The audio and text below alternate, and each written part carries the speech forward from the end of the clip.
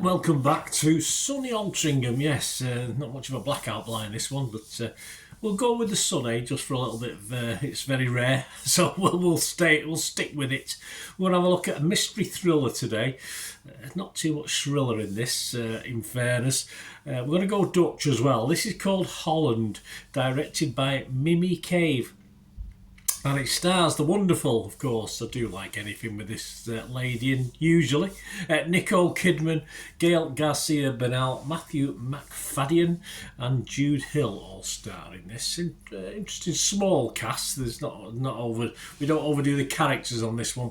And this is released on Amazon Prime, yes, on March the 27th. I'm doing this recording on March the 28th, so I watched it on the first day it came out, yes, and I didn't read too much into it. I didn't read too much critique before this, although having read it afterwards, I probably agree with a lot of it, in fairness. It's about a teacher in a small Midwestern town, Holland, suspects her husband of living a double life. Is he having an affair? What's he doing? But things may be worse than she initially imagined. Could they get worse? Probably. She's not an angel herself. Yes, possibly the only thing that did keep me watching this was Nicole Kidman. Simple as that. And this is the general consensus of the very few positive reviews there are on this. Screen Rant's Graham Gutman, he was one of the highest. He gave it 70. He said, Cave's assured direction creates a sickly sweet, dreamy world, and though its story sometimes lacks a dynamism, it needs to fully connect. Kidman, unsurprisingly, carries the film over the finishing line. Probably not. Chase Hutchinson from The Wrap gave it 60. He said it is Kidman's performance that ensures every tonal shift lands as it goes from playfully comedic to delightfully dark and back again. Despite how overstuffed and unwieldy it gets, seeing Kidman work her magic at every turn will never not be a joy to see. Never be a joy to see. The thing with this is the best bits in this were in the tail end of the film, and most people would probably have turned it off well before then, unless you, like me, wanted to watch Nicole Kidman. The sort of twist at the end, if that featured perhaps a little bit earlier, had a little bit more story to it, I think it might have been a slightly better watch and got an okay score, but it's just far too little too late. And overall, the story wasn't that interesting until that final twist came at the end. Tim Grierson for Screen Daily website, he gave it 50. He said, unfortunately, the film's off-kilter tone and the characters' beguiling opacity only enrapture for so long. The constant commentary about the banality of suburbia deadens the story, and a couple of late real twists fail to satisfy. I have to agree. Ryan Latanzio gave it 50 from IGN website. He said, Cave's work here is weighted down by a tensionless Andrew Sadorsky pen script that lacks intrigue and takes about an hour and a half to get going, then the movie is over. Yes, just about an hour with credits, about just over an hour and a half, this one. Of course, the film does have some quirkiness. I enjoyed the setting. I enjoyed where it was filmed.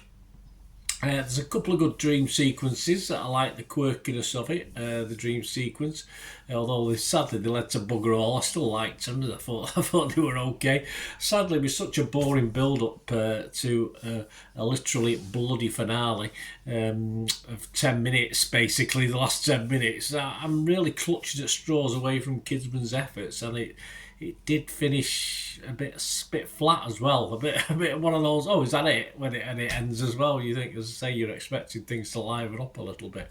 But I'll leave the final critique to Empire Magazine, because I think they probably sum up my thoughts. Lana Murray from Empire give it 40 out of 100 and said, Nicole Kidman has perfected the art of the wronged housewife, but that's not enough to elevate this shallow nightmare of Holland. This derivative thriller is in need of some Dutch courage. It probably is, actually. Yeah, I wish I hadn't gone Dutch now, but not much we can do about that, is there? Overall ratings, Rotten Tomatoes, 4.7 out of 10. That's 50 critics. 15 were fresh, but 35 were rotten on this. Metacritic, Their score was 42 out of 100 based on 17 critics.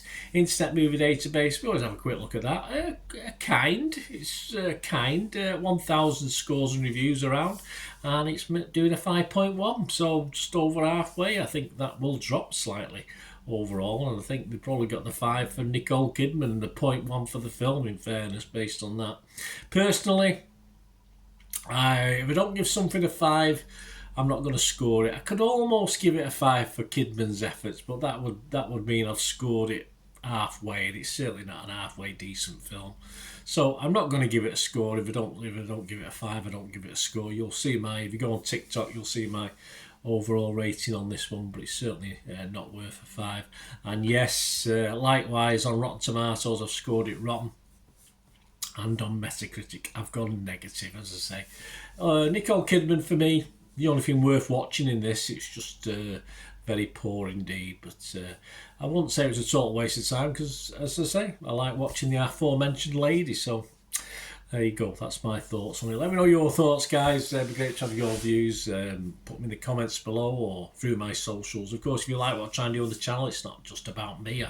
Sometimes I have more to say than other times, so I like to give a range of other people's opinions, and whether I agree or not as well. So if you like the way I do things, that's how I do it. Some people don't. Some people want me just to rattle on about what I thought for 10 minutes, but I do like a sort of overall package where I'm looking at other people's views as well, whether they agree with me or disagree.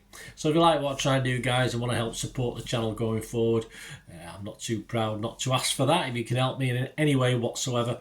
And there are certain ways, from just watching an ad or two, or financial, whichever you want to do to help me going forward. And all I ever ask is you keep watching and listening.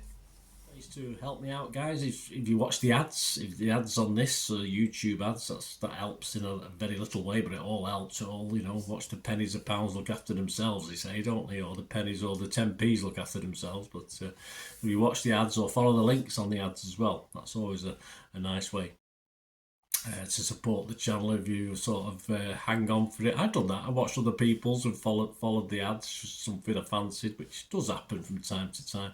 Of course, you can support me by pushing that subscribe button as mentioned earlier, and that's of course pressing the button so you know when these vlogs are coming out. And of course, I'm always interested in your opinions, and of course, if you can give us a like, that'd be wonderful as well. So thanks for watching, guys.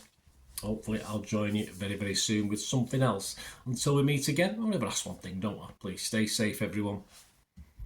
Bye for now.